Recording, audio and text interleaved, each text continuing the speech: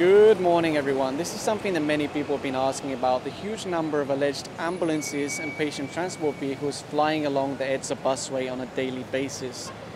Now, according to enforcers, this vehicle is not actually registered as an ambulance, it's not registered as a patient transport vehicle, but rather it's only registered as a utility vehicle. And allegedly, according to the documents shown, the last registration was 2017. There is no patient on board, but allegedly they were moving people around Metro Manila this morning. And in fact, you can already see ambulance after ambulance after ambulance. So far, none of them have said it's an emergency. One more ambulance here from... According to the enforcers, the driver can't show any kind of paperwork for the vehicle, not even the registration. Now, there's a big difference with this ambulance. First of all, you can see that they are actually wearing responder uniforms. Secondly, it looks like they do have a trip ticket, so I think they're going to be on their way very quickly. This vehicle from obviously came in using the sirens and the emergency lights, but allegedly told enforcers they're just transporting someone that had a checkup.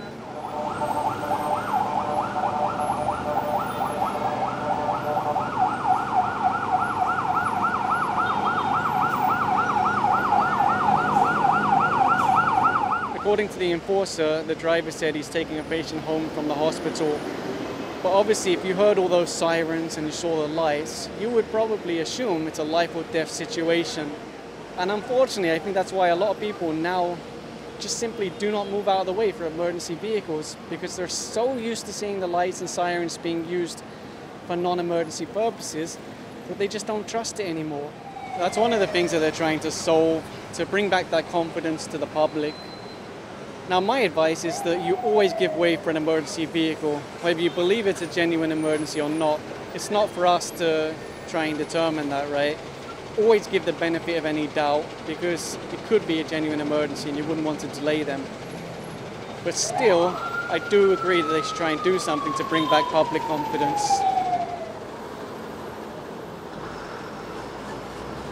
This ambulance is marked as being from... They were able to show their trip ticket, and they do appear to be properly uniformed with some equipment inside, so they'll be sent on their way very quickly. Again, allegedly non-emergency, but they are transporting a patient. Now, of course, SAICT is also here to assist commuters, and I want you to watch this. Look at that bus stuffed full of commuters beating the traffic. It is a very effective way of moving people. Bus after bus after bus, stuffed full of commuters. And then some people say the bus lane is a waste of space. How can you say it's a waste of space? It's moving so many people. If it was full of cars, bumper to bumper, would you then say, oh, that's an effective use of space? Although I can see there's already a motorcycle in the bus lane. I'm not surprised. Things are much worse than before. This vehicle is marked as a LGU rescue vehicle. According to the enforcers, there's no patient and they're just heading back to their city. Allegedly, he cannot show any kind of paperwork for the vehicle, not even a registration. Here comes another ambulance now, although I've noticed that a lot of them are leaving. I don't know if it's a coincidence that they saw the enforcers or if they just don't want to be in the bus lane anymore. Looks like this one's still going straight though. Although this vehicle is marked as an ambulance, according to enforcers, it's actually registered as a patient transport vehicle. There is actually a big difference between those two registrations. It's very difficult to register your vehicle as an ambulance compared to a PTV. And allegedly the registration shown is expired. Oh, and just to clarify, there's no patient inside the vehicle. As soon as they move one vehicle through, there's another one. They're almost as frequent as the buses at this point. The recurring theme today is basically people being transported for scheduled checkups or scheduled regular appointments. I don't think they've encountered anyone this morning that said they're actually responding to an emergency or that they have an emergency patient on board. I just want to make that clear, because some people see an ambulance being stopped by enforcers and they think, oh, why are you doing that? That's dangerous. They are taking into account if it's a legitimate emergency.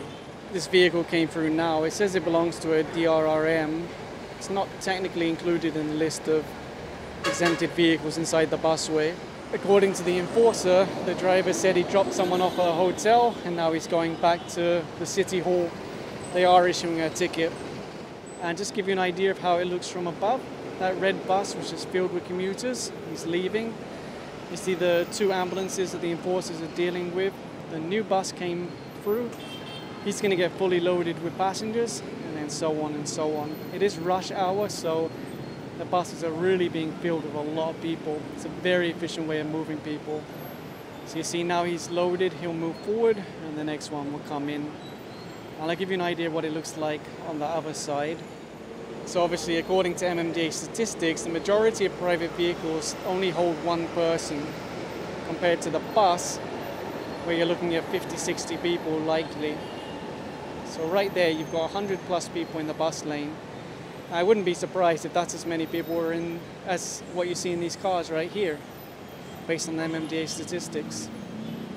I'm not anti-car, okay? There's a lot of reasons why a car can be the right choice depending on your trip. But to say that the bus lane is a waste of space, I think it's simply not true. That's a uniformed personnel, but it looks like a private motorcycle. That's why the enforcer pulled it to the side now. And of course you do have MMDA street sweepers here to keep the busway tidy. I did see a guy this morning that threw his garbage towards the trash can, but it didn't go in, he just left it.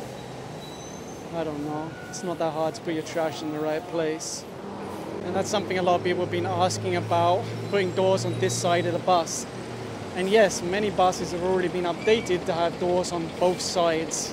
And if you're wondering how many buses, well, that one at the front has doors on the left. This one has doors on the left. And then this bus over here also has doors on the left. So a reasonable number at least. There's another ambulance coming through now. I assume that would be likewise checked. Now, of course, one of the things that you'll often hear is that even if there's no emergency, even if there's no patient, it's still better to get back to base as fast as possible. Whether it's a legitimate ambulance or a patient transport vehicle, that's something you'd hear on the flip side. We just saw this MMDA assist the lady with her bag. Obviously, she's using a stick as a mobility aid. It's always good to help when you can.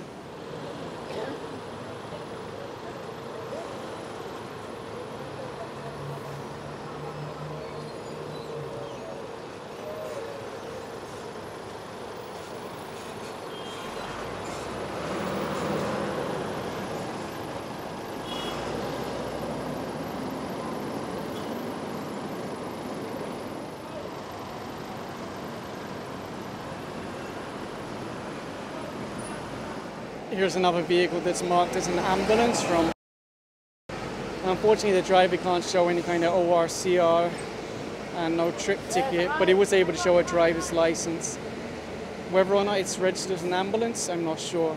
A lot of the vehicles that they're looking at today are actually registered just as utility vehicles or at most as patient transport vehicles. Like I mentioned earlier, there's very strict requirements to register a vehicle as an ambulance. And actually that's meant to be the threshold for a lot of special exemptions that are given to ambulances. And obviously that includes having drivers with the correct training, because when you're driving around at high speed with emergency lights, emergency sirens, the public react in strange ways sometimes. So you have to be trained to deal with that, to assess how people are going to react, to put yourself in a safe position and to put other vehicles on the road in a safe position. So it's not just that anybody can put lights and sirens on their car and then drive around as if it's a life or death situation. There's a lot of dangers and risks involved with running emergency lights. But when used correctly, of course, it's beneficial, right? If you're rushing someone to the hospital or you're responding to an emergency, then those lights and sirens can make the difference between a life or death.